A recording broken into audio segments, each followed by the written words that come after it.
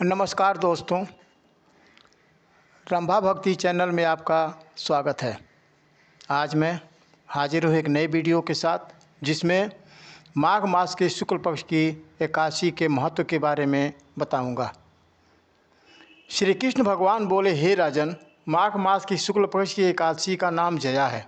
इस एकादशी के व्रत से मनुष्य भूत प्रेत पिशाच आदि की जोनि से छूट जाता है। अतः इस एकादशी के व्रत को विधि पूर्वक करना चाहिए। हे राजन, मैं एक पौराणिक कथा कहता हूँ, उसे सुनिए।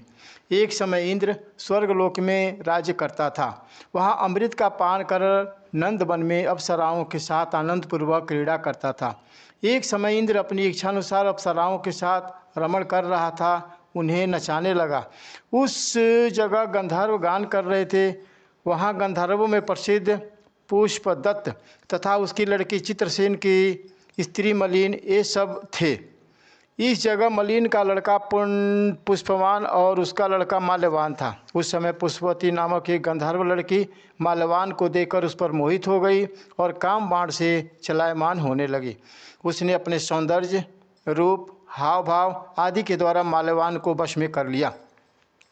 हे राजर्षि, वह पुष्पवती अत्यंत सुंदर थी। उसके लक्षण अत्यंत सुंदर थे। पुष्पवती की ऐसी सुंदरता को देखकर माल्यवान भी उसके ऊपर मोहित हो गया। अतः ये दोनों कामदेव के वश में हो गए। परंतु फिर भी इंद्र के बुलाने पर नाच गाने के लिए जाना पड़ा और अप्सराओं के साथ अपना गान शुरू किया। यद्यपि वह नाच गा रही थी, परंतु कामदेव के प्रभाव से उसका मन न लगा और अशुद्ध गाने लगी। उसके भाव भृंगियों को देखकर इंद्र ने इनके प्रेम को समझ लिया और श्राप दे दिया कि हे मेरी आज्ञा का उल्लंघन करने वाले मूर्खों, तुमने मेरा अपमान किया है, इसलिए तुम स्त्री पुरुष के रूप में मृत्यु लोक में जाकर पिशाच का रूप धारण करो और अपना कर्मफल भोगो। इंद्र का श्राप सुनकर वे अत्यंत दुखी हुए और हिमालय पर पिशाच बनकर दुखपूर्वक अपना जीवन व्यतीत करने लगे। उन्हें गंध, रस, स्पर्श आदि का कुछ ज्ञान नहीं था। इस जगह महान दुख मिल रहे थे। रात दिन में उन्हें एक क्षण भी निद्रा नहीं आती थी। उस स्थान पर अत्यंत सर्दी थी, जिसके कारण उनके रोमांच खड़े हो गए।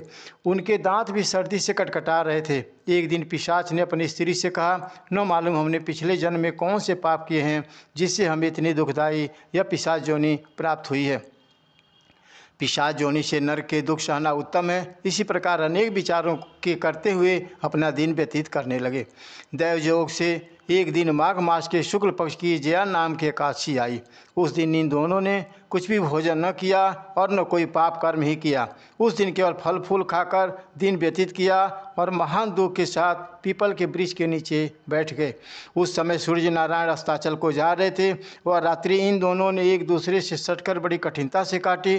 दूसरे दिन प्रातःकाल होते ही भगवान के प्रभाव से इनकी देह छूट गई और अत्यंत सुंदर अप्सरा को गंधर्व की देह धारण करके तथा सुंदर वस्त्र तथा आभूषण से अलंकृत होकर स्वर्ग को चले गए। उस समय आकाश में देवयोग तथा गंधर्व उनकी स्तुति करने लगे। नागलोक में जाकर इन दोनों ने देवराज इंद्र को प्रणाम किया। इंद्र को भी इनके अपने प्रथम रूप में देखकर महान आश्चर्य हुआ और इनसे पूछने लगे कि तुमने अपनी पिशाच देह से किस प्रकार छुटकारा पाया, सो सब कहो। इस पर माल्यवान बोले कि हे देवेंद्र, भगवान विष्णु के प्रभाव तथा जया एकादशी के व्रत के पुण्य से हमारी पिशाच योनि छूटी है। इंद्र बोले, हे माल्यवान, एकादशी व्रत करने से तथा विष्णु के प्रभाव से तुम लोग पिशाच की देह को छोड़कर पवित्र हो गए हो और हम लोगों के भी वंदनीय हो गए हो, क्योंकि शिव तथा विष्णु भक्त हम लोगों के वंदना करने योग्य हैं। अतः आपको धन्य है, धन्य है। अब तुम पुष्पवती के साथ जाकर विहार करो। हे युधिष्ठिर, इस जया एकादशी के व्रत करने से समस्त कुयोनि नष्ट हो जाती है। जिस मनुष्य ने इस एकादशी का व्रत किया है, उसने मानो सब तप, यज्ञ, दान आदि किए हैं। जो मनुष्य भक्तिपूर्वक जया एकादशी व्रत करते हैं, वे अवश्य ही सहस्त्र वर्ष तक स्वर्ग में निवास करते हैं। प्रेम से बोलो विष्णु भगवान की जय।